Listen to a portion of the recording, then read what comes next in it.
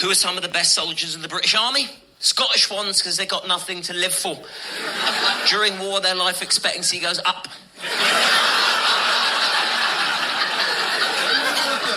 Taking the mick out the Scots a lot. I need to say at this moment, I owe my life to the Scottish people. My grandma, Jewish lady, she escaped from Germany in 1939, and she found refuge in Scotland. And I'm not saying Glasgow is a bad place to live.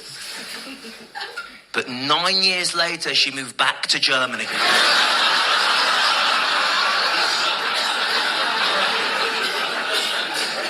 So I'm from a family of immigrants, you see. So mum's family kicked out of Germany by Nazis. Dad's family kicked out of Russia by pogroms. Wife's family kicked out of Wales by community support officers. My grandma was a tough lady. I remember I just turned 6 and she took me to one side. She said, "Simon, be careful. People will always hate the Jews." And I remember thinking so clearly, why can't you just say happy birthday? Good morning. It's Saturday, Rules Saturday, March the 21st, and this is The True Conservative. Welcome to all the butchers, bakers, and candlestick makers out there. I'm Ron, your host, and the only true conservative in the United States today. So today, after the Serenity prayer and the Patriotic song of the day, we will have no free lunch, rules for retrogrades, and the Mossad. All that and more when I get back.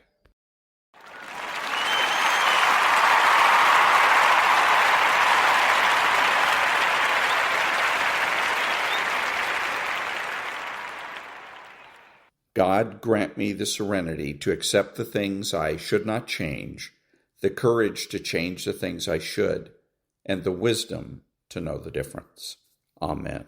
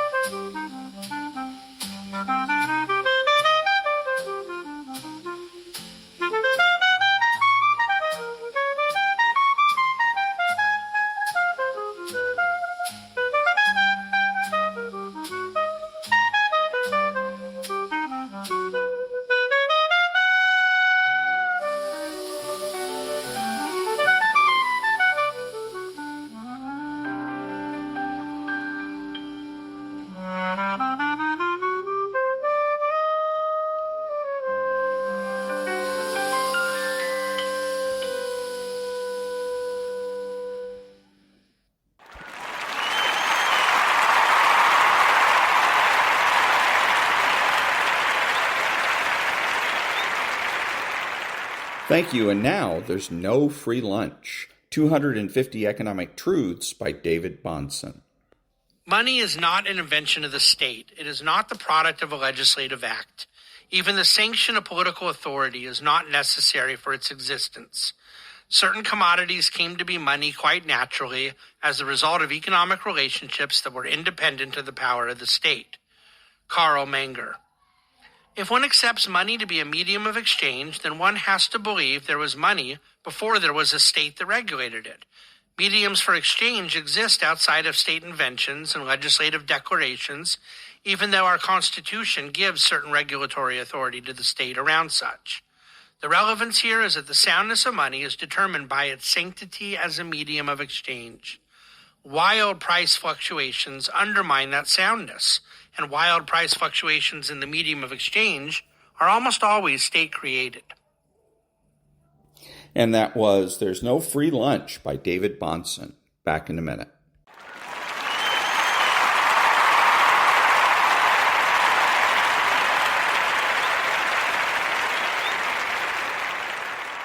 Thank you. And now, rules for retrogrades. Rule 31. Don't allow radicals to personalize the general. When I was in graduate school, I served as a teaching assistant for an undergraduate moral theology class taught by a kind and erudite bishop. The good bishop was always brimming with interesting stories from his time in ministry, and one day he related an experience that has always stuck with me, as it was particularly poignant. The bishop, striving to be a good shepherd in his diocese, had agreed to teach a lesson at a local Catholic secondary school. As part of his lesson, he was outlining the church's teachings on life and the dignity of the human person. After he explained to the class the church's teaching that in vitro fertilization is morally illicit, since it separates the unitive and procreative aspects of conjugality and reduces the body to a mere mechanism for procreation, he saw a girl's hand shoot up. The bishop called on the girl, expecting a good faith question aimed at clarifying some point of doctrine that he had glossed over or had explained unsatisfactorily in his haste to deliver his lesson.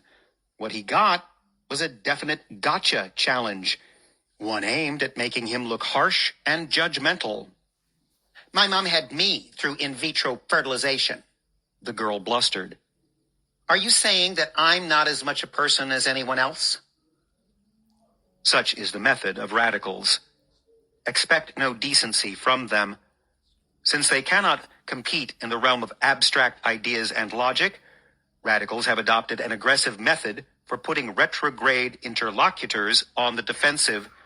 They manufacture an insult out of thin air by taking the general, impersonal concept being advocated by the retrograde and apply it to a sensitive real-world situation to make it seem as if the retrograde is attacking the actor or the result of the action, in the case of a child conceived through in vitro fertilization, instead of the action itself.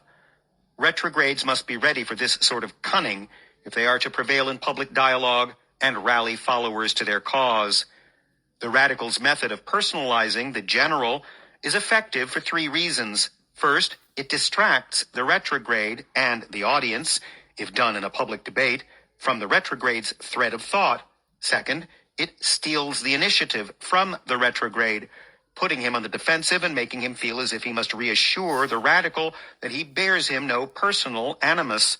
Third, it manipulates the audience, making them feel sympathetic to the radical's untenable belief out of pity for his condition.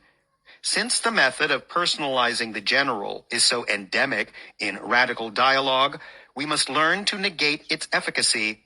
With but a little forethought, this is not a difficult thing to do. One of the best ways to handle personalization of a topic is to simply depersonalize it, meeting the radicals +1 with our own -1, therefore arriving at a means of 0, back where we began. If the retrograde argues, for example, that abortion is evil, and is met with the standoffish rejoinder that the radical's mom had an abortion, are you calling her evil?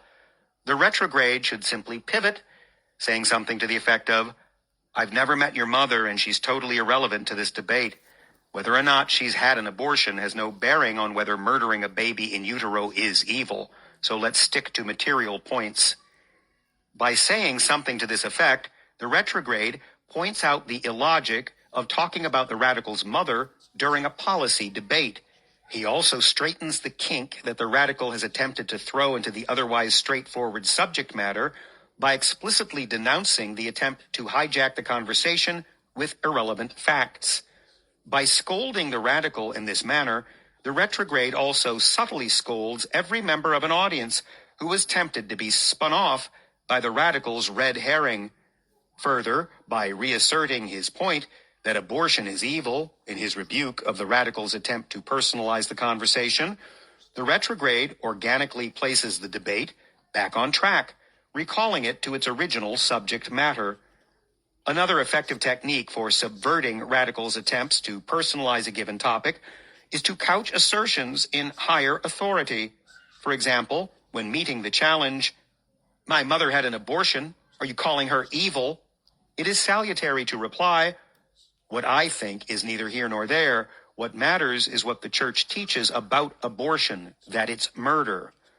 Radicals are more circumspect to attack powerful collectives than they are to attack individuals.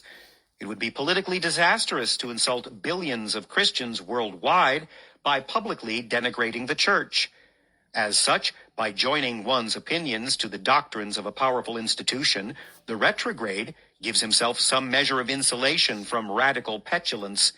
Also, if retrograde views are seen as mainstream, in that they fall within the penumbra of a respected organization's beliefs, then people will be loath to label the retrograde as cruel and judgmental, because in so doing, they'd be besmirching friends, family, and neighbors who may also be affiliated with the organization.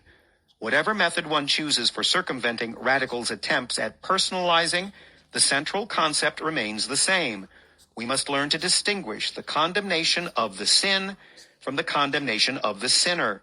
We must learn to distinguish the attack on an idea from an attack on a person. Whatever the retrograde does, he must avoid seeming worried about looking mean or uncaring in response to the radical's attempt to take personal umbrage from a general idea. As spineless and unprincipled as they are, mod cons habitually fall into this trap, and they never seem to learn to avoid it from the failures of the past. As soon as radicals see weakness and waffling in response to their personalization and crocodile tears, they will press their perceived advantage ad infinitum. Sensing blood in the water and a fearful, disoriented prey, they will continue to ramp up their aggression till eventually they corner and devour it. Never be afraid to tell a radical how few hoots you give about a particular action done by his mother, one way or another. Once radicals know how unafraid you are of appearing mean and how indifferent you are to their sordid personal lives, they'll reverse course, opting for some other cheap trick to try and win the day. And that was Rule 31 from Rules for Retrogrades, 40 Tactics to Defeat the Radical Left by Timothy J. and David R. Gordon. I don't like his answer to how this bishop should have handled it. The best way for the bishop to have handled it is when the girl says, ask the question, are you saying that my mother is bad or that I'm bad? And I'm paraphrasing, of course. Then all you have to do is say, weren't you listening? Didn't you hear what I said? And you leave it at that. She's either going to say yes or no. And if she, of course, says yes, then you say, then you have the answer to your question. And you shut it down right there. Otherwise, if you do it his way, it sounds like a confession. It sounds like you're embarrassed, you're ashamed of yourself, you're embarrassed or ashamed of your policies, maybe you're embarrassed or ashamed of the Catholic Church. No, you just simply go right back to her and, put it right back on her lap. Weren't you listening? Didn't you hear what I said? Then, after that, you need to follow up. Have her come to the principal's office and make sure that the principal suspends her for a week. Because the question was not asked in good faith. See, that's where he got zapped. is because he's assuming that the students are all asking in good faith, and that's perfectly fine. They are students, they're children, and usually children do ask questions in good faith, but not this time. This was a girl that was obviously trying to embarrass and humiliate the bishop. That can't be allowed to happen. She has to be punished for that. Because if you don't, she's going to come back to school the next day and do the same thing, if not to the bishop, then to somebody else. And she's going to continue doing it until somebody puts her in check. Anyways, rules for retrogrades. Back in a minute.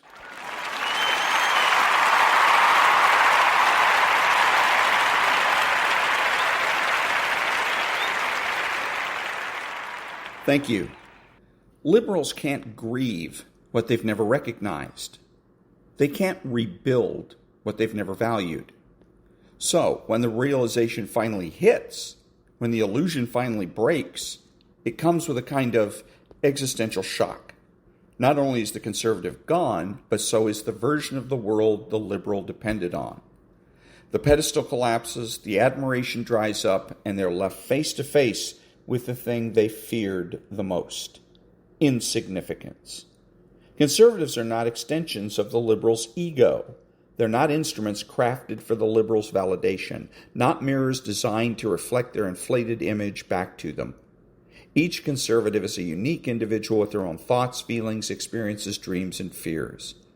And yet, to the liberal, conservatives are viewed through a lens of utility. What can this person do for me? How do they make me feel about myself? Can they serve the image? The reduction of conservatives into mere functions of the self is one of the most destructive elements of liberal behavior. In a healthy relationship, there's recognition, genuine recognition of the conservative. There's curiosity, respect, and a willingness to engage with the conservative as a whole human being. The liberal, however, struggles with this. They're not attuned to the emotional worlds of conservatives unless it directly affects them. The concern for the conservative's well-being is often contingent on how it impacts the liberal's narrative. If someone is happy, it must be because they made them happy. If someone is in pain, it is seen as an inconvenience, or worse, a personal attack. The person in front of them becomes secondary to the internal performance that never ends, their ongoing campaign to be perceived as perfect, admirable, superior. This dynamic creates a subtle but deeply toxic imbalance. When people are treated as extensions of the ego, their needs become negotiable, their identities minimized, their value is determined not by who they are, but how well they play the role assigned to them. And when they deviate from that role, when they express hurt, assert boundaries, they are often punished, either overtly or through cold withdrawal. The liberal feels threatened by the autonomy of others because it undermines the fantasy of control. If someone else has an independent inner world, then perhaps the liberal is not the center of everything. That possibility is intolerable. The idea that people are not simply there to support the liberal's image is not just a psychological truth, it's a moral one. It's a call to humility. It demands a kind of self-awareness that liberals typically avoid. To acknowledge others as separate, valid, and whole requires a loosening of the grip on one's own superiority. It means admitting that other people matter not in just how they reflect you, but in who they are on their own terms. That kind of understanding threatens the liberals' emotional economy. If others are equal, then their criticisms might be valid. Their needs might be legitimate. Their departure might not be a betrayal, but a consequence. Treating people as props, as characters in a script written for self-glorification, is not only unjust, but also unsustainable. Eventually, the people who are constantly diminished or dismissed begin to see the pattern. They recognize that the connection is conditional, that the attention that they're receiving is not sincere, but manipulation masquerading as sincerity. They come to realize that their emotions are being used to maintain someone else's fragile sense of self. And when that realization dawns, something shifts. The illusion breaks, not just for the liberal, but for the person who's been trying to hold everything together. This awakening is not dramatic. It's often quiet, internal, and slow. But once it begins, it rarely reverses, because once someone starts to reclaim their identity from the liberals' control, they begin to see clearly how much they gave, how little was received in return, how their empathy was weaponized against them.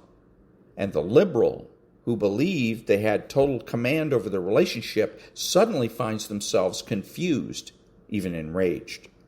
They don't understand why the old tactics aren't working. They fail to grasp that the person they thought they controlled was never truly theirs, only someone temporarily caught in the gravitational pull of their ego. Arrogance is a powerful force that creates a barrier between a person and reality, distorting perception and delaying the essential process of accountability. For the liberal, arrogance is not simply confidence or pride. It is a rigid fortress built to protect the fragile self-image that cannot withstand criticism or introspection. This arrogance blinds them to their own faults and to the damage they cause to others. It is the refusal to admit error, the insistence on being right, even in the face of overwhelming evidence to the contrary. Stubbornness prolongs their delusions and ultimately deepens their isolation. Accountability requires humility, the willingness to look honestly at oneself, to accept responsibility for mistakes and harm done. But arrogance is the enemy of humility. It whispers that admitting fault is weakness, that vulnerability will lead to humiliation. So the liberal avoids this painful but necessary work at all costs. They deflect blame, rationalize their behavior, and often lash out at anyone who challenges their narrative. The ego demands preservation, and so the truth is sacrificed. The longer this continues, the more entrenched the arrogance becomes.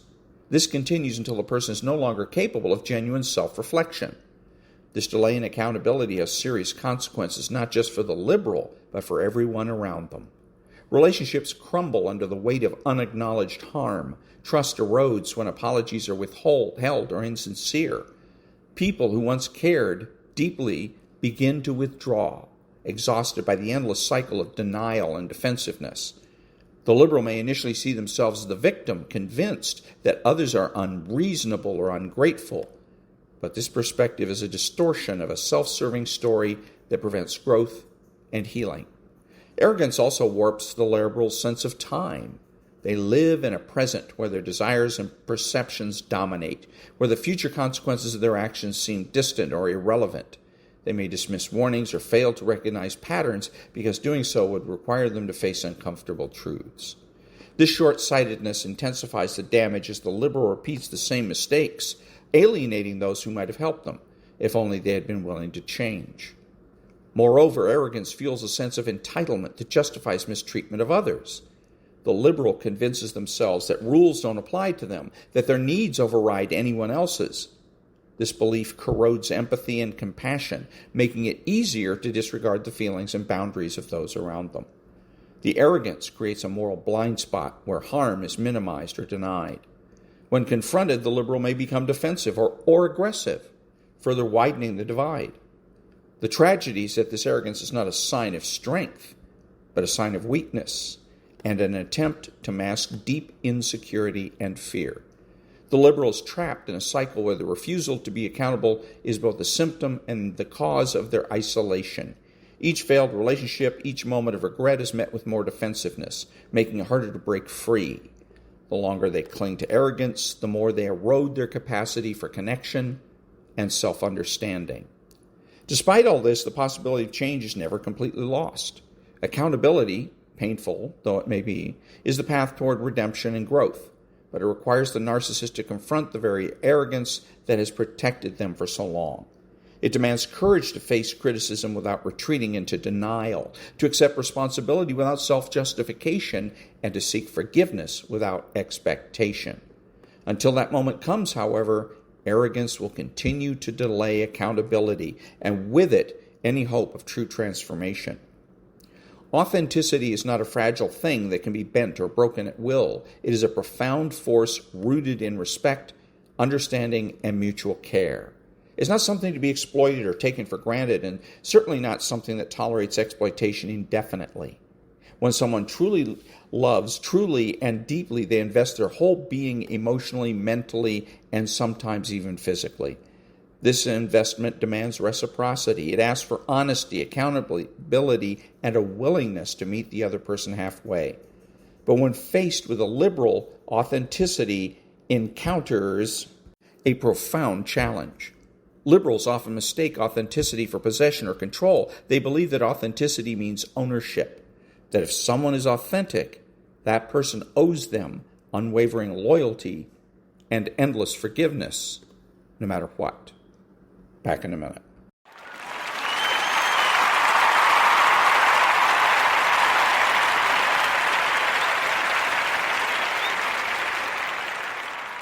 Thank you. Now, Alice Weidel. Vielleicht auch noch mal so ein bisschen Geschichte. Das kennen Sie sicherlich auch nicht. Helmut Schmidt hat während der ersten und zweiten Ölkrise den Kernkraftausbau vorangetrieben. Das hat Helmut Schmidt getan. Aber wie wir sehen, ist ein Friedrich Merz kein Helmut. And that was Alice.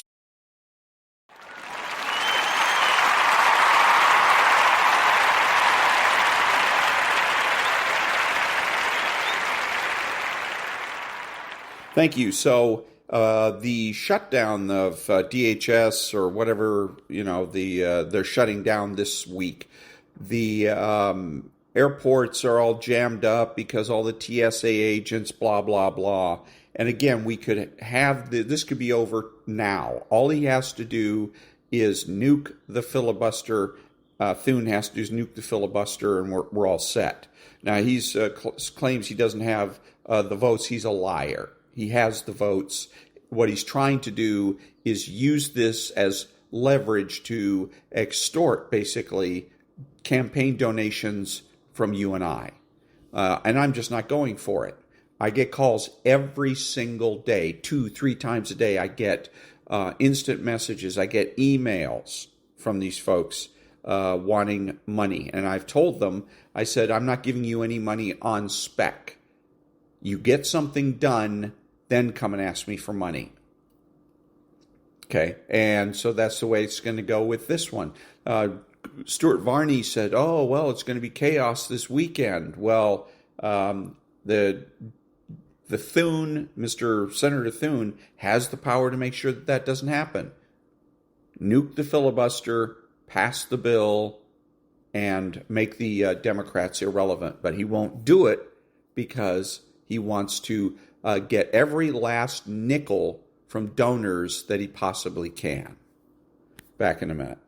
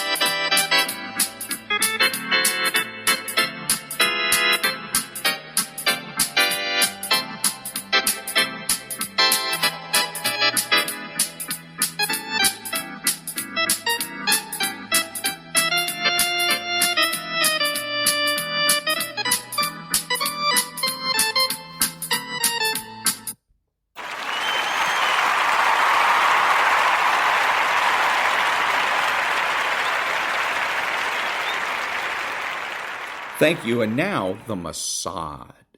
The target's convoy entered the street exactly 6 seconds later than expected.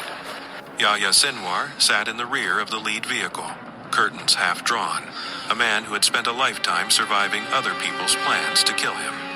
Outside, Gaza City was a carcass of concrete and dust. Drones circled invisibly at high altitude. Somewhere above the clouds, an Israeli operator tracked 3 white heat signatures inside the car. Somewhere else, on a quiet military base, a Mossad liaison watched the same feed and a digital clock counting down to a point of no return. The street looked almost ordinary. A fruit seller pushing a cart, a child on a bicycle, 2 men arguing beside a shuttered pharmacy. But every doorway, every rooftop, every car parked at the curb meant one thing to the people watching the screens. Angle, cover, potential collateral. A strike that killed the mastermind of the October 7 massacre would mean nothing if it ignited the entire region at once. Israel had been hunting Yahya Sinwar for more than a year. He was the Gaza chief of Hamas, one of the key architects of the October 7 attack that left more than 1,000 Israelis dead and hundreds taken hostage. He had disappeared into the tunnels beneath Gaza as the war raged above, sending out audio messages and coded instructions, emerging only through proxies and encrypted couriers. Killing him required more than a bomb. It required certainty. It required theater. It required patience stretched to the breaking point. Tonight was supposed to be the culmination of that patience. The convoy's route had been studied, rehearsed, and simulated thousands of times. Overhead surveillance had confirmed the pattern. When Sinwar moved, he did it inside layers of civilians, like soft armor. When he crossed an intersection, he preferred crowds. When he went to a safe house, he made sure there was a family living next door. Every movement was a message. If you want me, you will have to kill them too. On an innocuous side street, a small, white car waited with its engine off. The man at the wheel was not Israeli. His accent, his documents, his life story all belonged to this place. He had never seen a Mossad officer in person. His only contact was a voice on a secure app routed through layers of cutouts and codes. Tonight, his job was simple and terrifying.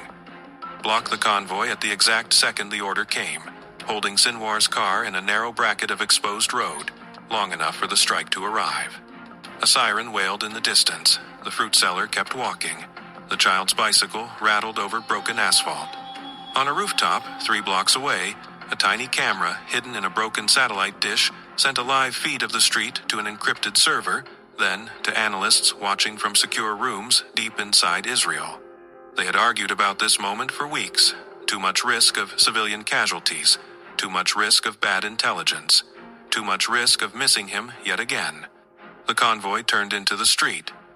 The white car's driver inhaled once, hard, and eased his vehicle forward, drifting into the lane with the casual slowness of someone distracted. For 2 seconds, nothing happened. Then the driver of the lead vehicle saw him and tapped his horn. The street narrowed. Walls seemed to close in. Escape angles vanished. On the screen, the 3 heat signatures merged as the men inside leaned forward. The Mossad liaison looked at the military officer beside him. This was the moment every debate, every moral calculation, every sleepless night had led to. Somewhere, under that metal shell, sat the man whose orders had turned a peaceful holiday morning into a massacre. Somewhere nearby, people with no part in his decisions were going about their lives, unaware that they were inside an invisible kill box.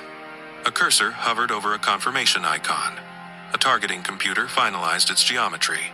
The liaison knew that once the command left this room, there would be no taking it back, no pause button, no second attempt. So how did an Israeli operation get to this exact second, trapping the mastermind of October 7 in a corridor of sky and concrete? And why did so many people on both sides believe that pressing that button might save lives and damn them at the same time? To understand how this moment was engineered, it is necessary to understand who Yahya Sinwar was to both his followers and his enemies. Born in the Khan Yunis refugee camp in the 1960s, he rose through the ranks of Hamas from its earliest days, building a reputation as a ruthless enforcer and a strategist willing to sacrifice almost anything for the cause. He spent decades in Israeli prisons, mastering Hebrew, studying his adversaries, and learning the patterns of a system he would one day try to break. When Hamas launched its October 7 attack, Sinwar emerged as one of its central architects. He helped oversee the planning, the use of paragliders, motorbikes, rockets, and infiltrations that burst through Israel's southern border and overwhelmed communities that believed they were relatively safe. More than 1,000 Israelis were killed, including civilians slaughtered in their homes and at a music festival, while over 200 hostages were dragged back into Gaza. For Israelis, Sinwar became not just another commander, but the face of a trauma that felt like a national shattering. In the weeks after the attack, Israel launched a massive military campaign in Gaza. Entire neighborhoods were flattened. Hamas tunnels became battlegrounds. But even as bombs fell, Yahya Sinwar vanished deeper into the underground network his movement had spent years preparing. He communicated through carefully controlled couriers and sporadic recorded messages. His presence was felt not as a face on a screen, but as a signature in intercepted orders and strategic shifts in the battlefield. Inside Israel, the order was clear.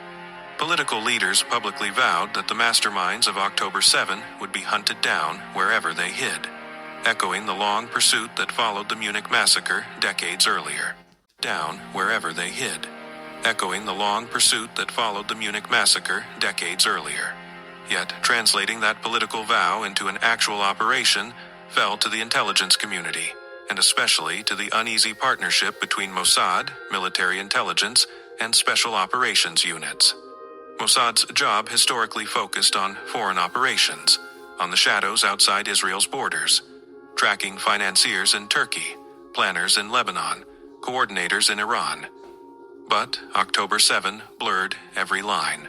The architect of the massacre sat inside Gaza, using regional allies and foreign support lines that extended far beyond the enclave's ruined streets. That meant the hunt would not be confined to a single map. It would unfold across Beirut, Tehran, and other cities where Hamas and its backers operated, targeting the network that protected Sinwar, even as the army hunted him directly on the ground. The first major strike in this wider shadow war came in Beirut. Saleh al-Aruri, a senior Hamas leader and deputy political chief, was killed in January 2024 in a precision drone strike in the Dahieh suburb, a stronghold of Hezbollah. Aruri had been deeply involved in building Hamas West Bank infrastructure and was part of the strategic leadership that had greenlit the October 7 attack. His assassination sent a message. No sanctuary was guaranteed. As months passed, other key figures fell. Ayman Nofel, a senior military council member, was killed by an Israeli strike. Additional commanders tied to rocket units, tunnel operations, and naval forces were removed one by one. Each strike was both tactical and psychological, aimed at dismantling the layers around the core. The implication was clear. The man at the center was not untouchable. His circle was shrinking. But killing Yahya Sinwar required more than degrading his network. It required a mandate that could withstand not only international backlash, but also internal doubt. Every assassination of a high-value target carries a moral cost. The risk to civilians nearby, the possibility of escalations, the precedent it sets. The October 7 massacre had shifted that calculus. To many Israelis, leaving Sinwar alive was not an option. To many outside observers, turning Gaza into a kill zone for one man threatened to blur the line between targeted justice and collective punishment. In closed rooms, Mossad officers and military planners went over the same questions again and again. Could they find a way to isolate him physically, separating him from the human shields he relied on? Could they hit him at a moment when his death would save lives rather than simply close a circle of revenge? And could they do it under conditions that would stand up, at least in their own eyes, to the stories they told themselves about the difference between them and the people they were fighting? Those questions shaped every decision that followed, from the choice of informants and methods to the very street where his convoy would one day be trapped. But there was still one missing piece: reliable eyes inside a world designed to see every stranger as a threat. The Gaza Strip, after October 7, became one of the most heavily surveilled spaces on Earth. Satellites, drones, signal intercepts, and pattern analysis layered over a dense, shattered landscape. Yet, for all the technology, one reality remained. Without human sources, the picture would always be incomplete. Mossad had long cultivated networks in places far from Gaza. Istanbul apartments, where Hamas operatives met clandestinely. Beirut offices, where alignment with Hezbollah was negotiated. Quiet Tehran neighborhoods, where Iranian officers coordinated support for Palestinian factions. These were traditional theaters for an agency built to operate in foreign cities under foreign names. After October 7, those networks were activated with a new intensity. Among the key figures in this extended architecture was Saeed Izadi, a senior commander in Iran's Quds Force and head of its so-called Palestine Corps. He acted as a crucial link between Tehran and Hamas, channeling funds, training, and operational guidance. According to Israeli accounts, Izadi was one of the architects who helped shape the conditions and support that made the October 7 massacre possible. In June 2025, he was killed in a precise airstrike near Qom. Operations like that served two purposes. They removed experienced coordinators who could help Hamas recover from losses. They also created pressure on the remaining leadership, forcing them into riskier behavior, more hurried travel, and increased reliance on trusted couriers, whose movements could, with enough patience, be tracked. Inside Gaza, however, the work was different. There, case officers and analysts had to piece together fragments. A whispered rumor that Sinwar had been seen in a particular tunnel branch, a sudden change in communications patterns, a rare sighting of a familiar bodyguard. Much of this effort fell to Israel's military intelligence and internal security services, but Mossad provided critical expertise in building long-term penetrations and in weaving foreign intelligence into the local hunt. One of the most valuable tools was not a satellite or a hacker, but a ledger. Money from Iran and other sources flowed through complex routes into Gaza, paying salaries, buying weapons, and funding tunnels. By mapping these flows, intelligence officers could narrow down where key leaders were likely to move and who they had to meet. The path to a man like Sinwar often followed the path of cash and logistics, not just encrypted messages. French exit is a study in the art of elusive departure. Crisp black current. To a man like Sinwar often followed the path of cash and logistics, not just encrypted messages. Recruitment efforts grew more aggressive, but also more delicate. In a place under constant bombardment, desperation and anger mixed with fear. Some potential informants sought protection for their families. Others wanted revenge against Hamas for decisions that had brought ruin to their neighborhoods. Others simply needed money. Each motive was a tool, dangerous, fragile, and subject to collapse under pressure. Tradecraft adapted to the environment. Face-to-face meetings, the traditional backbone of human intelligence work, became nearly impossible.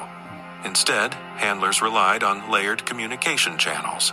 Handwritten notes passed in chaotic markets, brief coded phrases embedded in ordinary conversations, dead drops disguised as rubble in bombed-out streets. Far from Gaza, Mossad officers also sharpened another weapon, travel intelligence. When senior Hamas or allied figures moved between Beirut, Tehran, Doha, or other hubs, their routes became opportunities. The assassination of Saleh al-Aruri in Beirut showed how an office, a routine meeting, even a supposedly safe neighborhood, could be penetrated by a small drone guided by precise prior surveillance. Each success taught new lessons about how these leaders behaved when they believed they were out of immediate danger. Those lessons fed back into the model of how Sinwar might eventually be caught. Analysts believed he would move rarely, and only under conditions that maximized deniability. Inside vehicles associated with humanitarian or civil activity, under the cover of civilian convoys, protected by the presence of people who believed they were far from any battlefield. To catch him, the operation would have to infiltrate not only his security arrangements, but also the ordinary life around. At some point, a breakthrough came. Whether through a compromised courier, a misstep in communication, or a fragment of overhead imagery that matched an existing pattern, a hypothesis emerged. Sinwar was using a specific set of routes between underground complexes and above-ground safe houses that still offered him access to the outside world. These movements were rare, but not random. From that moment, planning shifted. Instead of vaguely hunting a ghost, the operation began to outline a stage. Specific streets were mapped in excruciating detail. Cellular coverage was modeled. The positions of likely civilians at different times of day were cataloged. Plausible traffic obstructions were sketched and discarded, then sketched again, looking for a configuration that would hold a convoy in place without looking like a trap. There was still one problem. The people who would have to execute this on the ground could not be Israelis. They would have to belong to the fabric of Gaza itself. Drivers, vendors, residents with believable routines. That meant Mossad and its partners would need to bet not only on their intelligence, but on the reliability of human beings whose lives had been torn apart by Israeli bombs, as well as by Hamas decisions. What none of the planners could fully control, however, was how those people would react when the moment of truth arrived and the sky itself became part of the operation.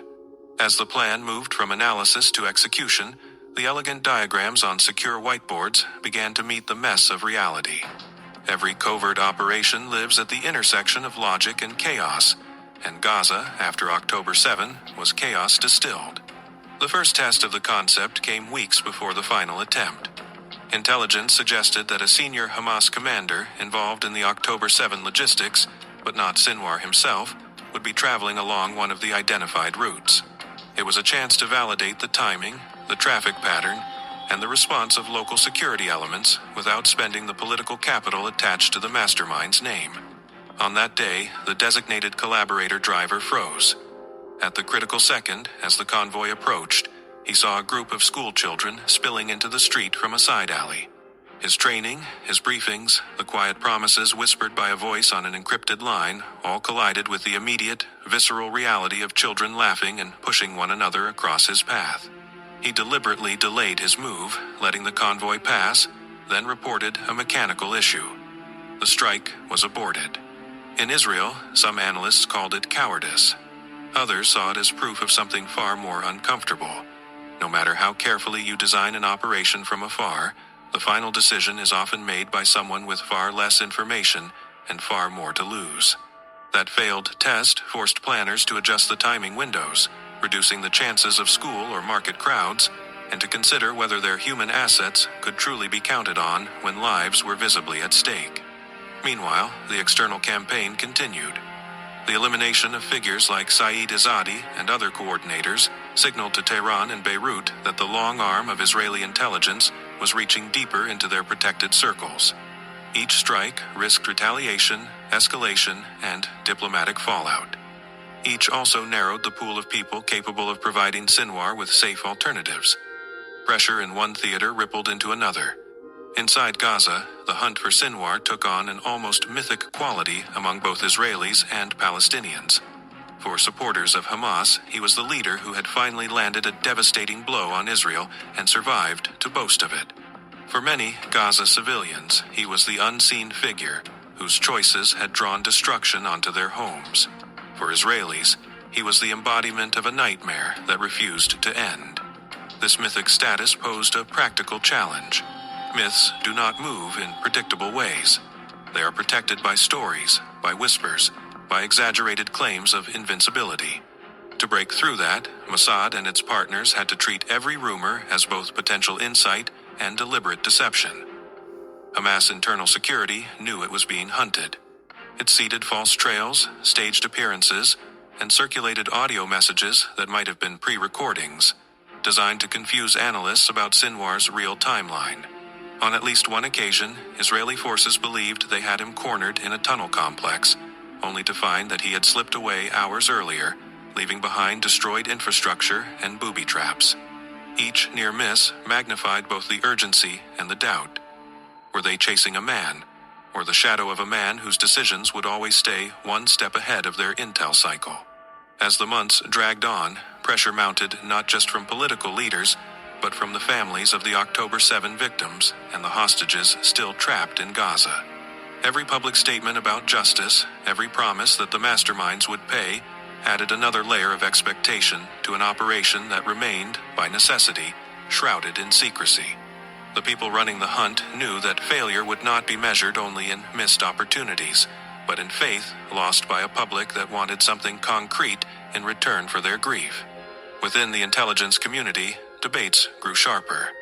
Some argued that the focus on Sinwar had become an obsession that risked strategic blindness. Killing him, they warned, would not bring back the dead or dismantle the ideology behind Hamas.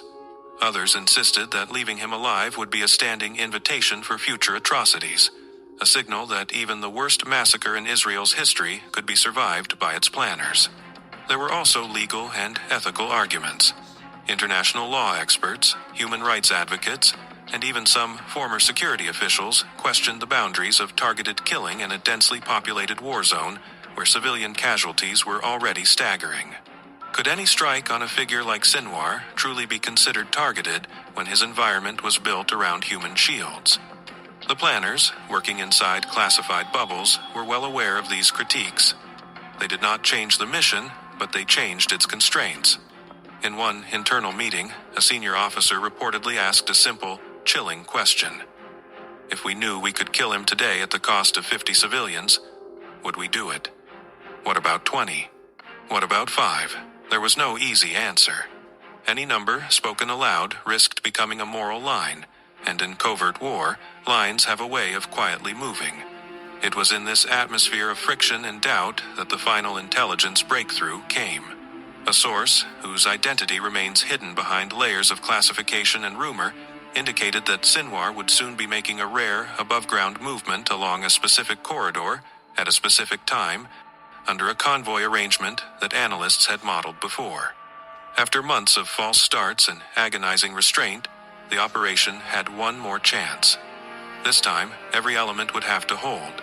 The human assets, the timing, the technology, and the nerve of people watching events unfold in real time, half a step removed from the lives they were about to end.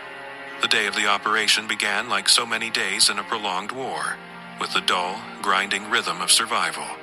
In Gaza, families queued for water, searched for bread, swapped rumors about where the next bombardment might fall. In Israel, parents drove children to school under sirens and alerts, slow-motion routines shaped by constant tension. On secure bases and in windowless rooms, however, the atmosphere was different. Today, the models and maps on the screens were no longer hypothetical. The first phase was confirmation. Surveillance assets started watching the suspected departure point hours in advance. Overhead platforms monitored vehicular movement, while signal intercept units listened for changes in radio discipline among Hamas security personnel. Analysts looked not only for the presence of certain vehicles or bodyguards, but for the absence of others. A thinning of outer rings, a tightening of inner ones, subtle shifts that indicated a high-value principal stepping into the open. At some point, the pattern locked. A convoy formed with the configuration expected for someone of Sinwar's stature. Multiple vehicles, staggered positions, and civilian cover woven into the route. In one of the cars, thermal signatures matched a small group of individuals seated in a way consistent with a guarded VIP. No one would say his name out loud. It was not necessary. On the ground, the collaborator driver received the final go signal in the form of an innocuous message that matched a prearranged code. His instructions were brutally simple. Approach the intersection 3 seconds before the convoy, drift into the lane, and then stall at an angle that would leave the lead vehicle exposed to the sky, unable to reverse or accelerate without striking him visibly. He knew very little about the man he was helping to kill, beyond the stories everyone in Gaza knew.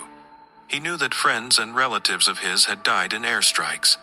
He knew that Hamas controlled life and death in the neighborhoods where he lived. He also knew that if anyone ever suspected his role, there would be no escape. For him, the promise had been framed in terms of protection, money, and perhaps a way out for his family. But in the final minute before execution, none of those abstractions felt real. Only the road did. The convoy turned onto the designated street. Cameras hidden in damaged buildings provided multiple angles as vehicles rolled into the invisible box drawn by planners months earlier. The collaborator's car slid forward, slightly too slow, like a distracted driver fumbling with a radio. The lead vehicle's driver tapped the horn, then the brakes. The distance between them collapsed. In the operations room, the timing window opened. For a brief moment, everything aligned. Line of sight, minimal pedestrian presence, and a clear identification of the target vehicle. Yet, even then, nothing was absolute. A child on a bicycle zigzagged across the far end of the street. An older woman stepped out of a doorway, glanced at the parked cars, and hesitated as if deciding where to walk. Each moving piece appeared on screens as pixels and icons, but behind each one was a living person whose fate now hung on the next decision. The Mossad liaison and the military strike officer exchanged a glance. There was no way to make the choice clean. There was only the question of whether this was the closest to acceptable reality would ever allow. The order was given. Far away, a platform in the sky released its weapon. The munition traveled faster than any human thought. One moment, the convoy existed as it had a second before. Armored metal, glass, human beings in motion. The next, an incandescent tear ripped through the lead vehicle, folding it inward, shredding steel and flesh in the same impossible instant. The blast was tightly focused, designed to minimize its lethal radius beyond the target car. Even so, shock waves do not respect intentions. The collaborator's vehicle was thrown sideways, its windows shattered, its driver slammed against the steering wheel. 2 nearby storefronts lost their facades. The child on the bicycle crashed to the pavement, his ears ringing, his leg broken by flying debris. In the rubble of the destroyed car, flames licked up through torn metal. For a few seconds, there was only noise, alarms, screaming, the inert roar of the explosion still echoing in people's minds. Then, sound collapsed into a chaotic chorus. Cries for help, shouts of drone, accusations, prayers. In the operations room, new images came into view. Heat signatures flickered and then went dark. Secondary scans began immediately, looking for any sign that the target had survived or been moved. There was none. Within minutes, internal channels carried the assessment upward. High confidence that Yahya Sinwar had been killed. Outside those walls, however, nothing was clean. Hamas units rushed to the scene, sealing off the area, loading bodies and fragments of bodies into vehicles. Within hours, they framed the strike as another attack on civilians, another proof that Israel was indifferent to Palestinian life. In Israel, word slowly filtered out through hints and then open statements. The mastermind of October 7 was dead. The collaborator driver was extracted under cover of the chaos, disappearing into a chain of safe houses and covert routes that might one day lead him out of Gaza or might not. His fate, like the details of his recruitment, remained buried in files and memories that would never see daylight. In that street, burned rubber and scorched concrete marked the spot where a decision made in a quiet room had intersected with ordinary lives. For intelligence professionals, it was a hard-won operational success. For the people who lived there, it was another explosion in a war of many explosions, distinguishable from the others only by the foreign headlines it generated. And yet, behind those headlines, something had changed, not just in the balance of power between Israel and Hamas, but in the evolving doctrine of how far states will go, and how precisely they will try to calibrate death in the name of security. The killing of Yahya Sinwar did not end the war.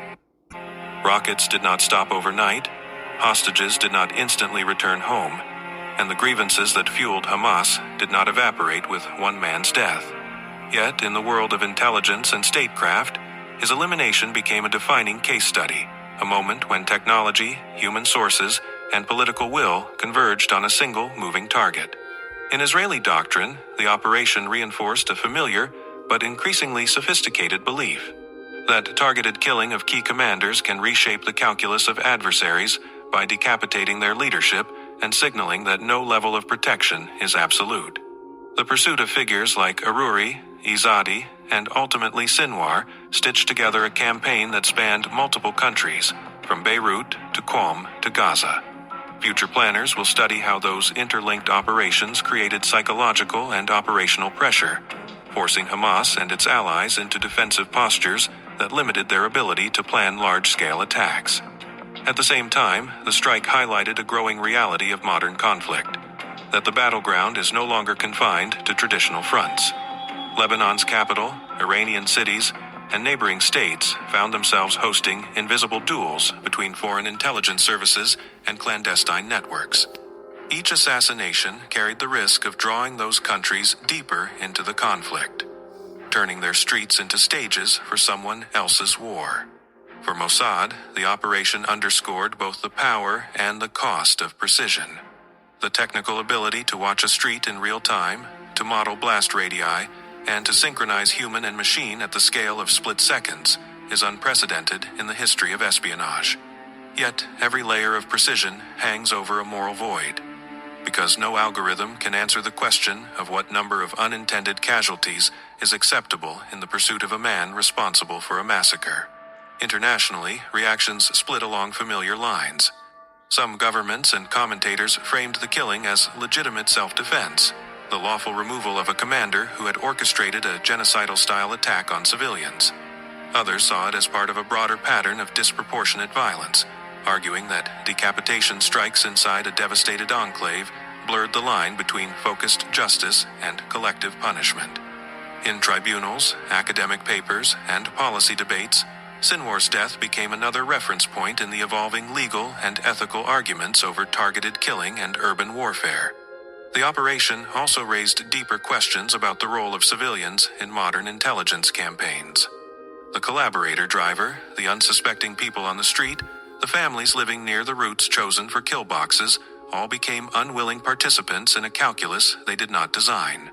For states that rely on such tactics, this is both a practical necessity and an ethical minefield. Without access to local networks, many high-level targets would remain unreachable.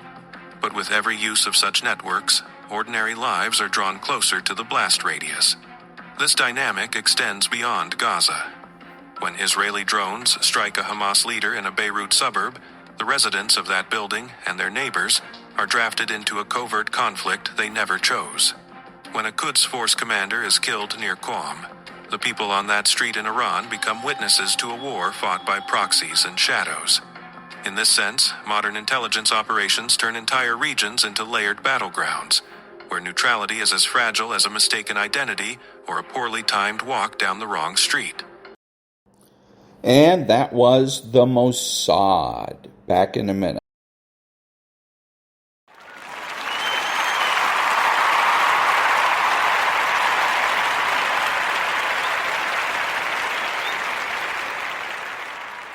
Thank you. This is Ron, your host, the only true conservative in the United States today, bidding adios to all the butchers, bakers, and candlestick makers out there, and reminding you that you're not neutral and that the government has no rights.